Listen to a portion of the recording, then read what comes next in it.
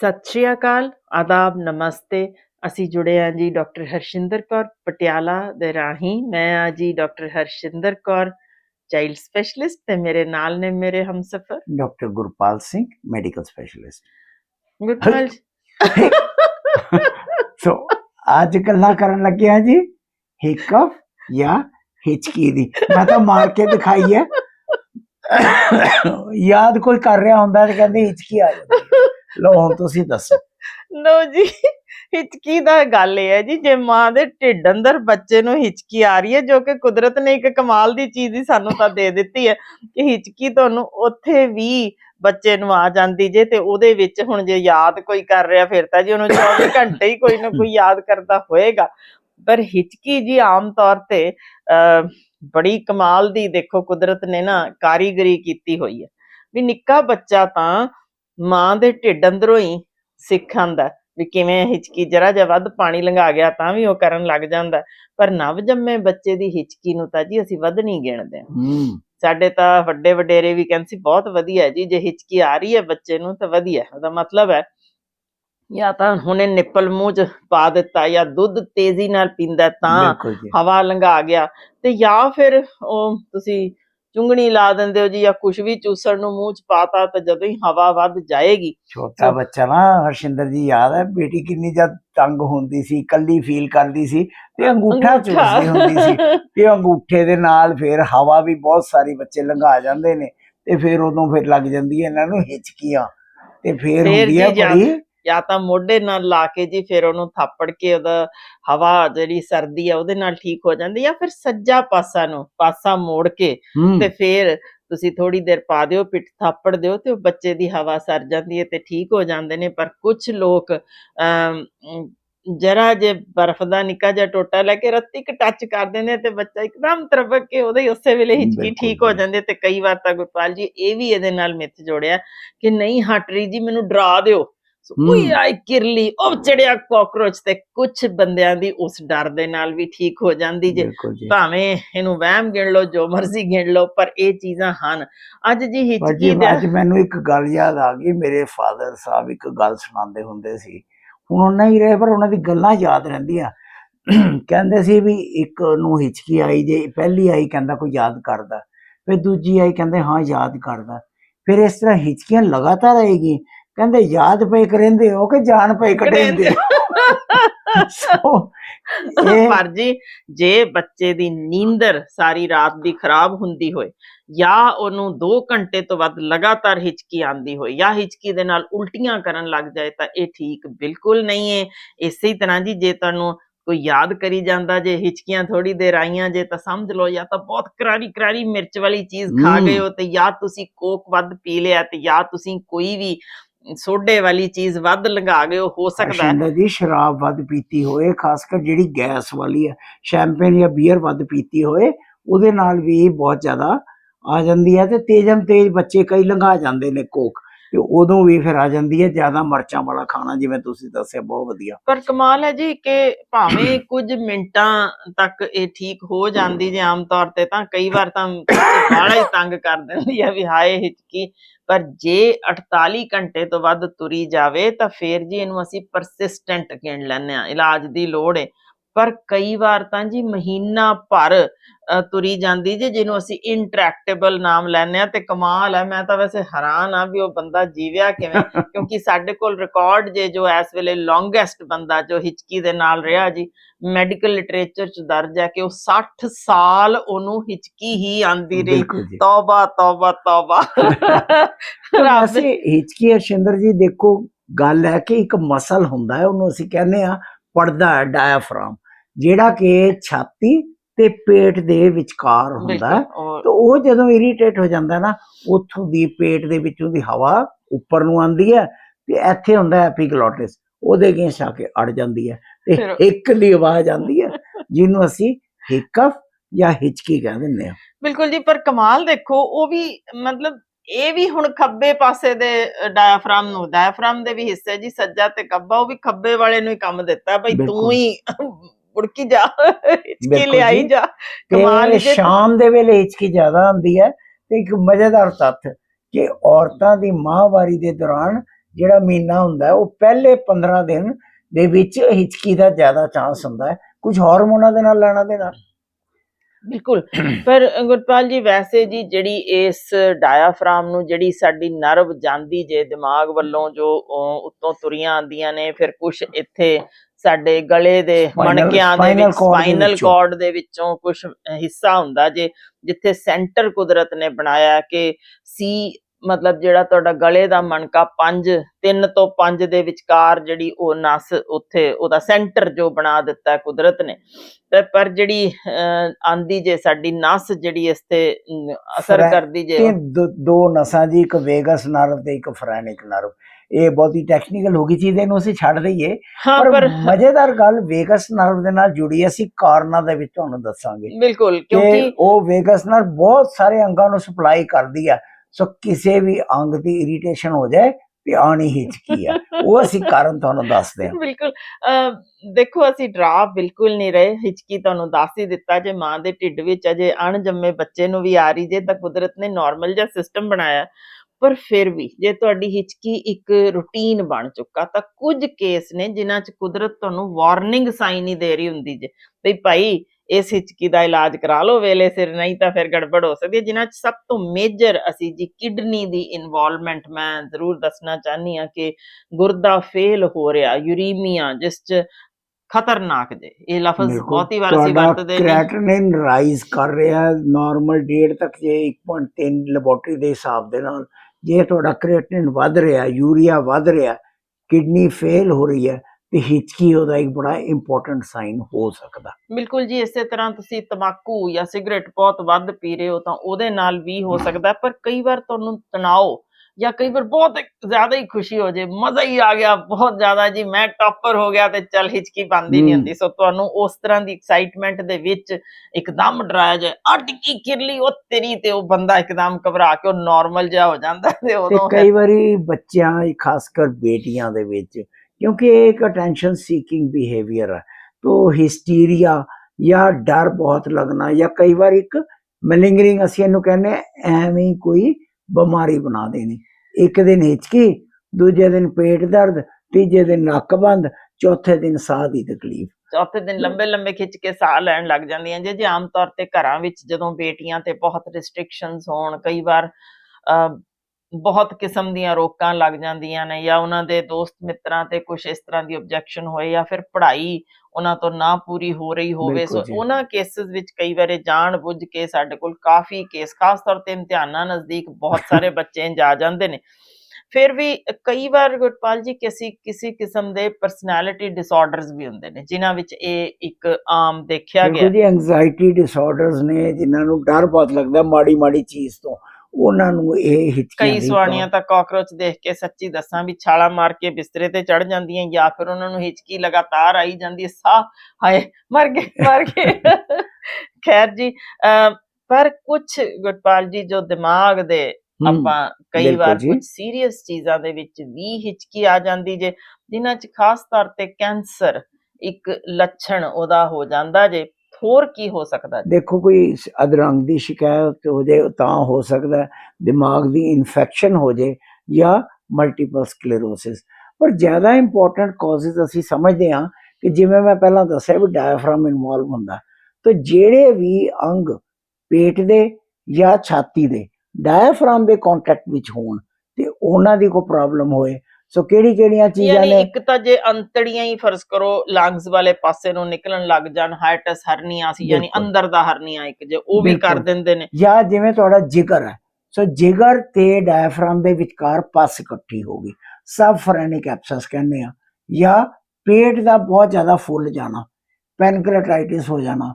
ਜਾਂ ਫੇਫੜਿਆਂ ਦੇ ਉੱਪਰ ਡਾਇਆਫਰਾਮ ਦੇ ਉੱਪਰਲੇ ਪਾਸੇ ਦਿਲ ਪਿਆ ਹੈ, ਸੋ ਦਿਲ ਦੀ ਇਨਫਲੇਮੇਸ਼ਨ, ਪੈਰੀਕਾਰਡਾਈਟਿਸ, ਕਦੇ ਹਾਰਟ ਅਟੈਕ, ਮਾਇਓਕਾਰਡੀਅਲ ਇਨਫਾਰਕਸ਼ਨ। ਬਿਲਕੁਲ ਜੀ, ਉਹਦੇ ਵਿੱਚ ਹਿਚਕੀ ਹੀ ਕਈ ਵਾਰ ਤੁਹਾਨੂੰ ਸ਼ੁਰੂ ਹੁੰਦੀ ਜੇ ਤੇ ਆਪਾਂ ਉਹਨੂੰ ਕਹੀ ਜਾਈਦਾ ਪਾਣੀ ਦਈਏ ਜੀ, ਆਹ ਕਰੀਏ ਜੀ। ਥੋੜਾ ਜਿਹਾ ਧਿਆਨ ਰੱਖਿਓ ਜੀ, ਜੇ ਸਟ੍ਰੈਸ ਦੇ ਵਿੱਚੋਂ ਨਿਕਲੇ ਨੇ ਜਾਂ ਤੁਹਾਡਾ ਨੋਨ ਕੇਸ ਹੈ, ਤੁਹਾਡਾ ਕੋਈ ਕੋਰਨਰੀ ਆਰਟਰੀ ਦਾ ਜਾਂ ਐਂਜਾਈਨਾ ਦੇ ਪਹਿਲਾਂ ਹਨ, ਹੁਣ ਸਡਨ ਉਹਨਾਂ ਨੂੰ ਜਬਾੜੇ ਵੱਲ ਦਰਦ ਗਈ ਹੈ ਜਾਂ ਖੱਬੀ ਬਾਂਹ 'ਚ ਗਈ ਹੈ, ਹਿਚਕੀ ਲੱਗ ਰਹੀ ਹੈ, ਦਾ ਮਤਲਬ ਸਮਝ ਲਓ ਕਿ ਹਾਰਟ ਅਟੈਕ ਇੱਕ ਮੇਜਰ ਰੀਜ਼ਨ ਹੋ ਸਕਦਾ ਜੇ। ਫਿਰ ਜਿਵੇਂ ਗੁਰਪਾਲ ਜੀ ਤੁਸੀਂ ਕਿਹਾ ਕਿ ਵੇਗਸ ਨਰਵ ਦੀ ਇਰੀਟੇਸ਼ਨ ਹੋਈ ਜਾਣੀ, ਉਹਦੇ ਵਿੱਚ ਇੱਕ ਕਾਲਾ ਮੋਤੀਆ ਬਿਲਕੁਲ ਵੀ ਜੀ। ਇੱਕ ਅਹਿਮ ਜੇ, ਜਿਹਦੇ ਵਿੱਚ ਤੁਸੀਂ ਦੇਖਦੇ ਹੋ ਕਿ ਕਈ ਵਾਰ ਹਿਚਕੀ ਹੋਣ ਲੱਗ ਜਾਂਦੀ ਜੇ, ਤੇ ਫਿਰ ਕਈ ਕਿਸਮਾਂ ਦੇ ਤੁਸੀਂ ਫੋਰਨ ਬੋਡੀ ਯਾਨੀ ਕੋਈ ਬੱਚੇ ਆਮ ਤੌਰ ਤੇ ਨਾ ਕੰਨ ਦੇ ਵਿੱਚ ਕੋਈ ਚੀਜ਼ ਪਾ ਲੈਂਦੇ ਨੇ, ਕੋਈ ਖਿਡੌਣਾ ਹੈ, ਮਟਰ ਦਾ ਦਾਣਾ ਜਾਂ ਕੋਈ ਚੀਜ਼, ਤੇ ਫੋਰਨ ਬੋਡੀ ਕੰਨ 'ਚ, ਜਾਂ ਕਈ ਵਾਰੀ ਨਾ ਵਾਲ ਬਹੁਤ ਉਗ ਜਾਂਦੇ ਨੇ ਹਾਂ ਤੇ ਉਹ ਕੰਨ ਇਰੀਟੇਟ ਕਰਨ ਲੱਗ ਜਾਂਦੇ ਬਿਲਕੁਲ ਨੇ। ਕੰਨਾਂ ਅੰਦਰਲੇ ਵਾਲ ਹੀ ਜੇ ਲੰਬੇ, ਕਈ ਵਾਰ ਤੁਸੀਂ ਦੇਖੋਗੇ, ਮੇਰੇ ਖਿਆਲ ਜਗਜੀਵਨ ਰਾਮ ਜੀ ਸਨ ਹਨਾ, ਜਿਨ੍ਹਾਂ ਹਾਂਜੀ ਦੇ ਏਡੇ ਏਡੇ ਬਿਲਕੁਲ। ਬਾਹਰ ਆਉਂਦੇ ਹੁੰਦੇ ਸੀ। ਸੋ ਉਹ ਕੰਨਾਂ 'ਚ ਕਈ ਵਾਰ ਬਹੁਤ ਲੰਬੇ ਵਾਲ ਤੁਹਾਡੇ ਹੁਣ ਉਹ ਇਰੀਟੇਸ਼ਨ ਕਰ ਦਿੰਦੇ ਨੇ, ਤੇ ਉਹਨਾਂ ਕਰਕੇ ਵੀ ਇਹ ਤੁਹਾਨੂੰ ਇਸੇ ਤਰ੍ਹਾਂ ਹਿਚਕੀ ਆਣੀ ਸ਼ੁਰੂ ਹੋ ਸਕਦੀ ਜੇ। ਫਿਰ ਆਮ ਗਲਾ ਖਰਾਬ ਜੀ, ਫੈਰਨਜਾਈਟਸ ਜਦੋਂ ਅਸੀਂ ਕਹਿੰਦੇ ਆ ਉਹਦੇ 'ਚ ਹੋ ਜੇ, ਜਾਂ ਗਲੇ 'ਚ ਤੁਹਾਡੇ ਇੱਥੇ ਥਾਇਰੋਇਡ ਦਾ ਗੁਆਇਟਰ ਸੋ ਬਣ ਜਾਏ, ਕੁਆਟਰ ਹੋਏ, ਸੋਜ਼ਿਸ਼ ਭਾਵੇਂ ਉਹ ਹਾਈਪੋ ਹੋਏ ਤੇ ਭਾਵੇਂ ਹਾਈਪਰ ਹੋਏ, ਖਾਣੇ ਦੀ ਨਾਲੀ ਦੇ ਇਨਫੈਕਸ਼ਨ ਜਾਂ ਈਸੋਫੇਜਾਈਟਿਸ ਜਾਂ ਜਾਂ ਗਰਡ, ਗਰਡ ਵੀ। ਐਸਿਡ ਬਾਹਰ ਨੂੰ, ਤੇਜ਼ਾਬ ਬਾਹਰ ਨੂੰ ਆਉਂਦਾ, ਤੇਜ਼ਾਬੀ ਮਾਦਾ ਹੋ ਜਾਂਦਾ। ਫਿਰ ਪੈਪਟਿਕ ਅਲਸਰ ਹੈ ਨਾ ਬਿਲਕੁਲ ਜੀ, ਜੀ। ਪੇਟ ਦਾ ਅਲਸਰ ਵਿੱਚ ਉਹਦੇ 'ਚ ਵੀ ਤੇਜ਼ਾਬ ਵੱਧ ਹੋਣ ਕਾਰਨ ਕਈਆਂ ਦੇ ਜੀ ਫਿਰ ਉਹ ਪਿੱਤੇ ਦੇ ਵਿੱਚ ਸੋਜ਼ਿਸ਼ ਹੋ ਜਾਏ, ਪਿੱਤੇ 'ਚ ਜਿਵੇਂ ਪੱਥਰੀ ਦੇ ਨਾਲ ਸੋਜ਼ਿਸ਼ ਹੋ ਜਾਏ ਤਾਂ ਕੋਲੇਸਿਸਟਾਈਟਸ, ਜਾਂ ਜਿਵੇਂ ਤੁਸੀਂ ਦੱਸਿਆ ਹੀ ਹੈ ਵੀ ਪੈਨਕ੍ਰੀਆ। ਸ਼ਰਾਬ ਵੱਧ ਪੀਣ ਨਾਲ ਪੈਂਕ੍ਰੀਆਟਾਈਟਿਸ, ਜਾਂ ਕਈ ਵਾਰੀ ਟ੍ਰਾਈਗਲਿਸਰਾਈਡ ਬਹੁਤ ਜ਼ਿਆਦਾ 1000 ਤੋਂ ਉੱਪਰ ਚਲਾ ਜਾਏ ਫਿਰ ਵੀ ਪੈਂਕ੍ਰੀਆਟਾਈਟਿਸ ਹੋ ਸਕਦਾ। ਬਿਲਕੁਲ ਜੀ, ਪਰ ਜੇ ਤੁਹਾਡੇ ਸਰੀਰ ਵਿੱਚ ਸੋਡੀਅਮ ਜਾਂ ਪੋਟਾਸ਼ੀਅਮ ਦੀ ਕਮੀ ਹੋ ਰਹੀ ਹੈ, ਕੈਲਸ਼ੀਅਮ ਦੀ ਕਮੀ, ਕਾਫੀ ਡੀਹਾਈਡਰੇਸ਼ਨ, ਉਲਟੀਆਂ ਜੋ ਵੀ ਤੁਹਾਨੂੰ ਹੋ ਰਿਹਾ ਹੋਵੇ ਉਹਦੇ ਕਾਰਨ, ਜਾਂ ਫਿਰ ਗਲੂਕੋਜ਼ ਦਾ ਵਾਧਾ ਹੋ ਜਾਏ, ਉਹਨਾਂ ਸਦਕਾ ਸ਼ੂਗਰ ਅਨਕੰਟਰੋਲ, ਗਲੂਕੋਜ਼ ਦਾ ਵਾਧਾ ਕਹਿਣ ਦਾ ਮਤਲਬ ਹੈ ਕਿ ਅਨਕੰਟਰੋਲਡ ਸ਼ੂਗਰ, ਤੇ ਜਦੋਂ ਕਿਡਨੀ ਫੇਲ ਹੋ ਜਾਏ, ਸੋ ਕ੍ਰੀਏਟਿਨਿਨ ਵੱਧ ਜਾਏ, ਹਿਚਕੀ ਆਉਂਦਾ ਇੱਕ ਬੜਾ ਇੰਪੋਰਟੈਂਟ ਸਾਈਨ ਹੈ ਉਹਦਾ। ਪਰ ਕੁਝ ਦਵਾਈਆਂ ਵੀ ਜੇ ਤੁਹਾਨੂੰ ਸ਼ਾਇਦ ਨਾਮ ਪਤਾ ਹੋਣ, ਕਈ ਵਾਰ ਜੀ ਜਿਵੇਂ ਸਟੀਰੋਇਡਸ ਲੈ ਰਹੇ ਹੋ ਤਾਂ ਤੁਹਾਨੂੰ ਵੀ ਹਿਚਕੀਆਂ ਆ ਸਕਦੀਆਂ ਨੇ। ਫਿਰ ਇੱਕ ਐਂਟੀਬਾਇਓਟਿਕ ਜੋ ਆਮ ਅਸੀਂ ਪੁੱਛਦੇ ਵੀ ਨਹੀਂ ਡਾਕਟਰਾਂ ਤੋਂ, ਵੈਸੇ ਹੀ ਲੈ ਆਉਂਦੇ ਨੇ, ਤੇ ਸਾਡੇ ਕੋਲ ਆਉਂਦੀ ਇਕੱਲੀ ਹਿਚਕੀ ਨਾਲ ਨੇ, ਉਹ ਐਜ਼ਿਥਰੋਮਾਈਸਿਨ, ਬਿਲਕੁਲ। ਗਲੇ ਖਰਾਬ ਦੀ। ਤੇ ਨੀਂਦ ਦੀ ਗੋਲੀ ਬੈਂਜ਼ੋਡਾਇਜ਼ੇਪਿਨ, ਤੁਸੀਂ ਬੈਂਜ਼ੋਡਾਇਜ਼ੇਪਿਨ ਦੀ ਗੋਲੀ ਲੈ ਕੇ ਤੇ ਸੌਂਗੇ, ਐਟੀਜ਼ੋਲਾਮ ਹੈ, ਡਾਇਜ਼ੇਪਾਮ ਹੈ, ਤੇ ਉਹਦੇ ਨਾਲ ਹਿਚਕੀਆਂ ਪੈਦਾ ਹੋ ਸਕਦੀਆਂ। ਤੇ ਬਲੱਡ ਪ੍ਰੈਸ਼ਰ ਦੀ ਗੋਲੀ ਮਿਥਾਈਲ ਡੋਪਾ, ਜਿਹੜੀ ਕਿ ਪ੍ਰੈਗਨੈਂਸੀ ਦੇ ਵਿੱਚ ਦਿੱਤੀ ਜਾਂਦੀ ਹੈ। ਬਿਲਕੁਲ ਜੀ, ਭਾਵੇਂ ਅਸੀਂ ਵਾਰ-ਵਾਰ ਦੱਸ ਰਹੇ ਹਾਂ ਕਿ ਕੋਈ ਇੰਨਾ ਸੀਰੀਅਸ ਨਹੀਂ ਹੈ, ਪਰ ਇਹ ਲੱਛਣ ਦੱਸਣੇ ਜ਼ਰੂਰੀ ਸਨ ਕਿ ਜੇ ਤੁਹਾਨੂੰ ਕੋਈ ਅੰਡਰਲਾਈਨ ਡਿਜ਼ੀਜ਼ ਹੈ ਜਾਂ ਬਿਮਾਰੀ ਹੈ, ਤਾਂ ਇਹ ਇੱਕ ਸਿੰਪਟਮ ਤੁਹਾਡੇ ਕੋਲ ਕੁਦਰਤ ਦੇ ਦਿੰਦੀ ਹੈ ਕਿ ਭਈ ਇਹ ਲੱਛਣ ਹੈਗਾ ਜੇ। ਰਾਤੀ ਇੱਕ ਧਿਆਨ ਕਰ ਲਓ ਵੀ ਜੇ ਤੁਹਾਨੂੰ ਪਹਿਲਾਂ, ਖਾਸ ਤੌਰ ਤੇ ਅਸੀਂ ਦੱਸਣਾ ਚਾਹ ਰਹੇ ਸਾਂ ਕਿ ਹਾਰਟ ਅਟੈਕ ਮੇਜਰ ਰੀਜ਼ਨ ਜੇ, ਜਿਸ 'ਚ ਅਸੀਂ ਆਮ ਤੌਰ ਤੇ ਬੇਗੌਰਾ ਕਰ ਦਿੰਦੇ ਹਾਂ, ਹਿਚਕੀ ਹੈ, ਹਾਜਮੇ ਦੀ ਦਵਾਈ ਲੈ ਲਓ, ਇਹ ਹੈ ਉਹ ਹੈ ਕਰੀ ਜਾਂਦੇ ਹਾਂ, ਉਦੋਂ ਉੜ-ਪੁੜ ਨਹੀਂ ਕਰਨਾ ਚਾਹੀਦਾ। ਇੰਝ ਹੀ ਗੁਰਦੇ ਜੇ ਤੁਹਾਡੇ ਜਵਾਬ ਦੇ ਚੁੱਕੇ ਨੇ, ਉਦੋਂ ਵੀ ਓੜ-ਪੋੜ ਬਿਲਕੁਲ ਨਹੀਂ ਕਰਨਾ ਚਾਹੀਦਾ। ਪਰ ਕਈ ਵਾਰ ਇਸ ਦੇ ਨਾਲ ਜਿਵੇਂ ਤੁਹਾਨੂੰ ਲਗਾਤਾਰ ਇਸ ਤਰ੍ਹਾਂ ਹਿਚਕੀ ਆਈ ਜਾ ਰਹੀ ਹੈ, ਤਾਂ ਸਗੋਂ ਗਰਡ ਜਾਂ ਤੁਹਾਡਾ ਤੇਜ਼ਾਬੀ ਮਾਦਾ ਸਗੋਂ ਬਾਹਰ ਨੂੰ ਆਉਣਾ ਸ਼ੁਰੂ ਹੋ ਜਾਂਦਾ, ਤੁਹਾਡੇ ਮੂੰਹ ਤੱਕ ਤੁਹਾਨੂੰ ਲੱਗਦਾ ਵੀ ਕਿਵੇਂ ਖੱਟਾ-ਖੱਟਾ ਜਿਹਾ ਜੋ ਟੇਸਟ ਉਹਦੇ ਕਰਕੇ ਆ ਜਾਂਦਾ। ਤੇ ਜੇ ਲਗਾਤਾਰ ਰਹਿੰਦੀ ਹੋਏ, ਕਈ ਵਾਰ ਉਹਦੇ 'ਚ ਭਾਰ ਵੀ ਤੁਹਾਡਾ ਘਟਣਾ ਸ਼ੁਰੂ ਹੋ ਸਕਦਾ, ਤੁਹਾਡੀ ਨੀਂਦਰ ਤੇ ਗੜਬੜੀ ਹੋ ਸਕਦੀ ਹੈ, ਰਾਤ ਨੂੰ ਆਈ ਜਾਵੇ ਹਿਚਕੀ ਤਾਂ ਪ੍ਰੋਬਲਮ ਕਰ ਸਕਦੀ ਹੈ। ਜਾਂ ਫਿਰ ਦਿਲ ਦੀ ਜੇ ਬਹੁਤ ਹੀ ਜ਼ਿਆਦਾ ਤੁਹਾਨੂੰ ਲਗਾਤਾਰ ਤੁਰੀ ਜਾਂਦੀ ਹੈ ਹਫ਼ਤਾ ਭਰ, ਤਾਂ ਫਿਰ ਤੁਹਾਡੀ ਧੜਕਣ ਦੀ ਗੜਬੜੀ ਵੀ ਹੋ ਸਕਦੀ ਹੈ। ਖਿਮਾ ਕਰਿਓ ਜੀ, ਸਾਡਾ ਕੱਲ ਦਾ ਪਟਾਕਿਆਂ ਨੇ ਉਹ ਹਾਲ ਮਾੜਾ ਕੀਤਾ, ਪੋਲਿਊਸ਼ਨ ਦਾ ਉਹ ਹਾਲ ਹੈ ਕਿ ਅਸੀਂ 6 ਵਾਰ ਅਦਰਕ ਦੀ ਪਾਣੀ ਵਾਲੀ ਲੈਣ ਦੇ ਬਾਵਜੂਦ, ਗਰਾਰੇ ਕਰਨ ਦੇ ਬਾਵਜੂਦ ਗਲਾ ਜਵਾਬ ਦੇ ਰਿਹਾ। ਪਰ ਕੀ ਕਰੀਏ ਜੀ, ਤੁਹਾਡਾ ਪਿਆਰ ਹੈ, ਸਤਿਕਾਰ ਹੈ, ਜਿਸ ਸਦਕਾ ਅਸੀਂ ਜੁੜੇ ਰਹਿੰਦੇ ਹਾਂ।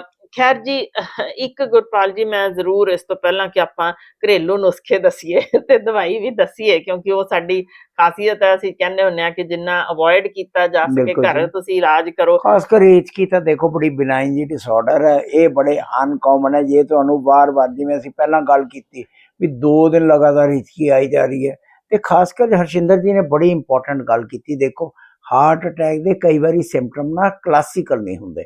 ਖਾਸ ਕਰ ਹਰਸ਼ਿੰਦਰ ਜੀ, ਜੇ ਕਿਸੇ ਨੂੰ ਨਾ ਸ਼ੂਗਰ ਦੀ ਮਰੀਜ਼ ਲੰਬੇ ਟਾਈਮ ਤੱਕ ਰਹਿ ਰਹੀ ਹੈ, ਉਸ ਦੇ ਆਟੋਨੋਮਿਕ ਨਿਊਰੋਪੈਥੀ ਹੋ ਜਾਂਦੀ ਹੈ, ਤੇ ਮਰੀਜ਼ ਨੂੰ ਦਰਦ ਨਹੀਂ ਹੁੰਦਾ। ਤੇ ਦਰਦ ਇੱਕ ਬੜਾ ਸਿੰਪਟਮ ਹੈ ਜਿਹੜਾ ਪਰਸਨ ਟੂ ਪਰਸਨ ਵੇਰੀ ਕਰਦਾ।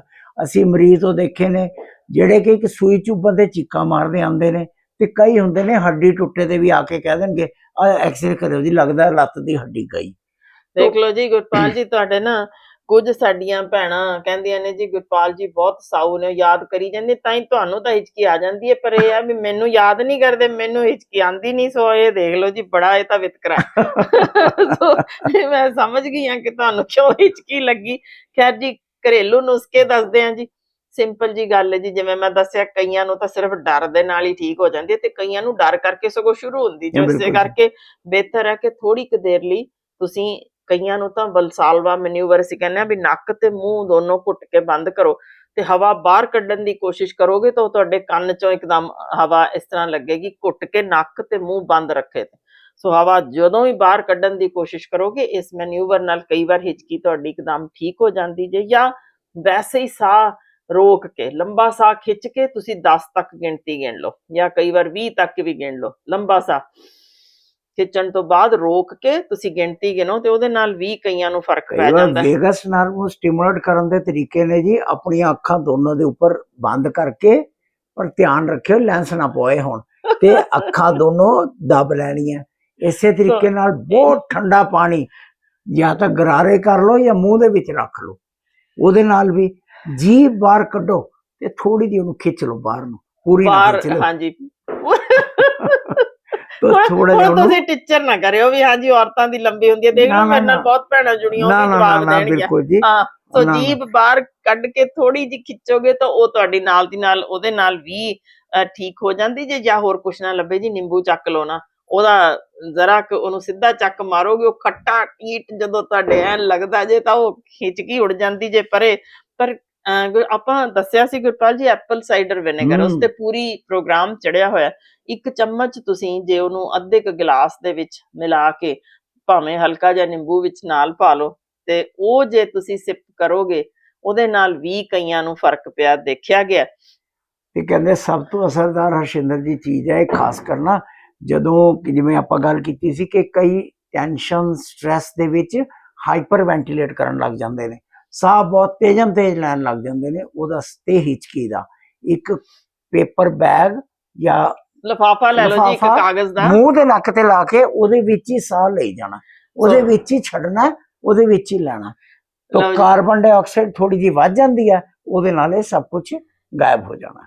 ਬਿਲਕੁਲ। ਪਰ ਆਮ ਤੌਰ ਤੇ ਜੀ ਵੈਸੇ ਬਰਫ਼ ਮੂੰਹ ਚ ਪਾ ਕੇ ਚੂਸਣ ਨਾਲ ਵੀ ਕਾਫੀ ਛੇਤੀ ਫਰਕ ਪੈ ਜਾਂਦਾ। ਪਰ ਹੁਣ ਜੇ ਤੁਹਾਡਾ ਇਹ ਲਗਾਤਾਰ, ਯਾਨੀ ਜਿਵੇਂ ਅਸੀਂ ਦੱਸਿਆ 48 ਘੰਟੇ ਤੋਂ ਬਾਅਦ ਜਾਂ ਤੁਹਾਨੂੰ ਚੌਥਾ 5ਵਾਂ ਦਿਨ ਹੋ ਗਿਆ, ਹਿਚਕੀ ਠੀਕ ਹੀ ਨਹੀਂ ਹੋ ਰਹੀ, ਤਾਂ ਬਾਕੀ ਜਿਵੇਂ ਤੁਹਾਨੂੰ ਦੱਸਿਆ ਉਹ ਟੈਸਟ ਜ਼ਰੂਰ ਕਰਵਾ ਲਓ ਜੀ, ਕੋਈ ਹੋਰ ਨੁਕਸ ਨਾ ਬੈਠ ਗਿਆ ਹੋਵੇ। ਤੇ ਜੇ ਉਹ ਬਾਕੀ ਨੁਕਸ ਨਹੀਂ ਨਿਕਲੇ ਤਾਂ ਫਿਰ ਤੁਸੀਂ ਕੁਝ ਦਵਾਈਆਂ ਜੋ ਡਾਕਟਰੀ ਸਲਾਹ ਨਾਲ, ਕਿਰਪਾ ਕਰਕੇ ਤੁਸੀਂ ਵਾਰ-ਵਾਰ ਕਹਿ ਦਿੰਦੇ ਹੋ ਜੀ ਦਵਾਈ ਦਾ ਨਾਮ ਲਿਖ ਦਿਓ, ਡੋਜ਼ ਲਿਖ ਦਿਓ, ਅਸੀਂ ਤਾਂ ਹੀ ਨਹੀਂ ਲਿਖ ਰਹੇ ਕਿ ਦਵਾਈਆਂ ਤਾਂ ਵੈਸੇ ਦੇਣੀਆਂ ਹੀ ਨਹੀਂ, ਪਰ ਜਦੋਂ ਤੁਹਾਡੇ ਟੈਸਟ ਨਾਰਮਲ ਆ ਚੁੱਕੇ ਨੇ, ਨਹੀਂ ਹੋਰ ਕੋਈ ਸੀਰੀਅਸ ਬਿਮਾਰੀ ਨਿਕਲੀ, ਫਿਰ ਹੀ ਲੈਣੇ ਚਾਹੀਦੇ ਨੇ। ਉਹਨਾਂ 'ਚ ਭਾਵੇਂ ਗੋਲੀਆਂ ਆਮ ਨੇ, ਪਰ ਜੇ ਸਿੱਧਾ ਖਾਓਗੇ ਫਿਰ ਨਾ ਕਹਿਣਾ ਜੀ ਸਾਡਾ ਕਿਉਂ ਨੁਕਸਾਨ ਹੋਇਆ, ਸਿੱਧਾ ਨਹੀਂ ਲੈਣੀ। ਪਹਿਲਾਂ ਜੇ ਤੁਹਾਡੇ ਸਿੰਪਲ ਜੇ ਮੈਨੂਵਰਸ ਨਾਲ ਨਹੀਂ ਠੀਕ ਹੋ ਰਹੀ, ਫਿਰ ਹੀ ਯਾਨੀ ਆਮ ਇਹ ਚੀਜ਼ਾਂ ਜੋ ਤੁਹਾਨੂੰ ਘਰੇਲੂ ਨੁਸਖੇ ਦੱਸਦੇ, ਉਸ ਤੋਂ ਅੱਗੇ ਆਣੇ ਜੀ ਟੈਸਟ, ਫਿਰ ਦਵਾਈਆਂ ਆਉਂਦੀਆਂ ਨੇ ਜੀ, ਜਿਸ 'ਚ ਤੁਸੀਂ ਸਿੰਪਲ ਕਲੋਰਪ੍ਰੋਮਾਜ਼ੀਨ, ਯਾਨੀ ਜੋ ਦਵਾਈ ਲਾਰਜ ਐਕਟਿਵ ਦੀ ਗੋਲੀ ਹੁੰਦੀ ਹੈ, ਜਾਂ ਜਿਹੜੀ ਐਸਿਡ ਨੂੰ ਦਬਾਉਣ ਦੀਆਂ ਗੋਲੀਆਂ ਨੇ, ਜਾਂ ਉਲਟੀ ਦੀ ਗੋਲੀ ਹੈ, ਸਟੈਮੇਟਲ ਦੀ ਗੋਲੀ ਬੜੀ ਅਸਰਦਾਰ ਹੈ।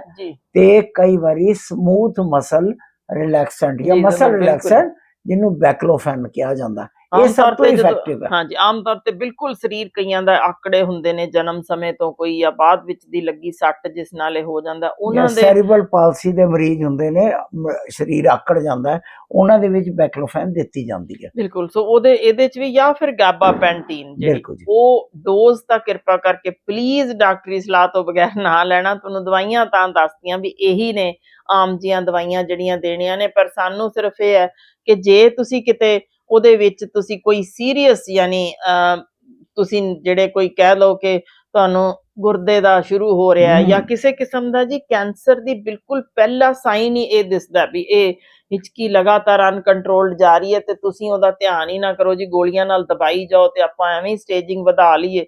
ਸੋ ਬਿਹਤਰ ਹੈ ਜੀ ਕਿ ਜਾਂ ਜਿਵੇਂ ਹੁਣ ਦਵਾਈ ਹੋਈ ਕਿਸੇ ਬਿਮਾਰੀ ਲਈ ਉਹਨਾਂ ਨੇ ਸਟੀਰੋਇਡ ਖਾ ਰਹੇ ਨੇ, ਬਹੁਤ ਸਾਰੀਆਂ ਬਿਮਾਰੀਆਂ ਜਿਨ੍ਹਾਂ 'ਚ ਦੇਣੀ ਹੁੰਦੀ ਹੈ। ਜਸ਼ਿੰਦਰ ਜੀ, ਕਈ ਵਾਰੀ ਜਿਵੇਂ ਗਲੋਕੋਮਾ ਦੀ ਅਸੀਂ ਗੱਲ ਕਰਦੇ ਹਾਂ, ਦੇਖੋ ਇਹ ਗਲੋਕੋਮਾ ਦੇ ਨਾ ਬਹੁਤੇ ਸਾਈਨ ਸਿੰਪਟਮ ਨਹੀਂ ਹੁੰਦੇ, ਪਤਾ ਹੀ ਨਹੀਂ ਲੱਗਦਾ ਹੁੰਦਾ, ਬਹੁਤ ਰੇਅਰ ਹੈ ਕਿ ਸਿਰ ਦਰਦ ਹੋਏਗਾ। ਬਿਲਕੁਲ, ਨਹੀਂ ਤਾਂ ਸਿੱਧੀ ਨਜ਼ਰ ਜਾਂਦੀ ਜੀ। ਲਾਈਟਾਂ ਦੇ ਆਸ-ਪਾਸ ਗੋਲੇ-ਗੋਲੇ ਦਿਖਦੇ, ਇਹਨਾਂ ਨੂੰ ਬਹੁਤੇ ਲੋਕ ਨਿਗਲੈਕਟ ਕਰ ਦਿੰਦੇ ਨੇ। ਬਿਲਕੁਲ, ਇਸੇ ਲਈ ਜੀ ਅਸੀਂ ਬਿਹਤਰ ਇਹੀ ਕਹਿ ਰਹੇ ਹਾਂ ਕਿ ਜੇ ਤੁਹਾਡੇ ਸਿੰਪਲ ਇਹਨਾਂ ਚੀਜ਼ਾਂ ਨਾਲ ਨਹੀਂ ਹਟਿਆ ਤਾਂ ਤੁਸੀਂ ਅੱਖ ਦਾ ਪ੍ਰੈਸ਼ਰ ਚੈੱਕ ਕਰਾ ਲਓ। ਹੋਰ ਯਾਨੀ ਇੱਕ ਵਾਰ ਤੁਸੀਂ ਜ਼ਰੂਰ ਆਪਣੇ ਡਾਕਟਰੀ ਚੈੱਕਅਪ ਕਰਵਾ ਲਓ ਜਿੱਥੇ ਵੀ ਤੁਸੀਂ ਦਿਖਾਣ ਜਾਂਦੇ ਹੋ। ਸ਼ੂਗਰ ਦਿਖਾਣੀ ਹੈ, ਕਿਡਨੀ ਫੰਕਸ਼ਨ ਟੈਸਟ ਹੋਣੇ ਜ਼ਰੂਰੀ ਨੇ।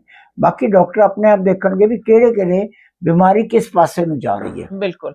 ਸੋ ਅੱਜ ਲਈ ਮੇਰਾ ਖਿਆਲ ਹੈ ਕਿ ਦੇਖੀਏ ਹੁਣ ਹਿਚਕੀ ਤੁਹਾਨੂੰ ਆਂਦੀ ਹੈ ਕਿ ਮੈਨੂੰ ਕੌਣ ਕਿਹਨੂੰ ਯਾਦ ਕਰਦਾ। ਠੀਕ ਹੈ ਜੀ, ਉਦੋਂ ਤੱਕ ਲਈ ਲੈਂਦੇ ਹਾਂ ਜੀ ਇਜਾਜ਼ਤ। ਕੱਲ ਫੇਰ ਇੱਕ ਹੋਰ ਮਜ਼ੇਦਾਰ ਟੌਪਿਕ ਨਾਲ ਜੁੜਦੇ ਹਾਂ। ਤੇ ਪਰ ਮੈਨੂੰ ਦੱਸਿਓ ਜ਼ਰੂਰ ਤੁਹਾਡੇ ਚੋਂ ਕਿਹਨੂੰ ਹਿਚਕੀ ਕਾਕਰੋਚ ਦੇਖ ਕੇ ਆਈ ਸੀ ਜਾਂ ਕਿਹਨੂੰ ਬਹੁਤ ਭਿਆਨਕ ਚੀਜ਼ ਦੇਖ ਕੇ ਆਈ ਤੇ ਕਿਹਦੀ ਡਰ ਦੇ ਨਾਲ ਠੀਕ ਹੋ ਗਈ ਸੀ, ਹੈ ਨਾ ਜੀ।